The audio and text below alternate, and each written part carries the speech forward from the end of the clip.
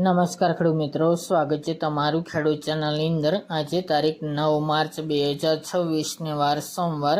આજે આપણે થરાદ માર્કેટ યાર્ડના તાજા બજાર ભાવ જાણીશું, જેમની અંદર જીરુના સૌથી ઊંચા ભાવ 4200 રૂપિયા નોંધાઈ રહ્યા છે। આજે જીરુની બજાર સ્થિર જોવા મળી રહી છે। ગઈકાલની જેમ આગામી આ સપ્તાહની અંદર પણ મિત્રો જીરુ બજારમાં સુધારા સાથે વેપાર જોવા મળી રહ્યા છે। તેમજ આગામી આ માર્ચ મહિનાના દિવસો બાકી છે, તેમાં જીરુ બજારમાં સુધારા હોવાની સંભાવના છે। તેની સાથે રાયડો, બાજરી અને ઈસબગુલના ભાવમાં પણ સામાન્ય વધઘટ સાથે વેપાર જોવા મળશે। તો ચાલો આપણે જાણી લઈએ કે આજે રાયડો, જીરુ અને અજમાના ભાવ શું ચાલી રહ્યા હતા।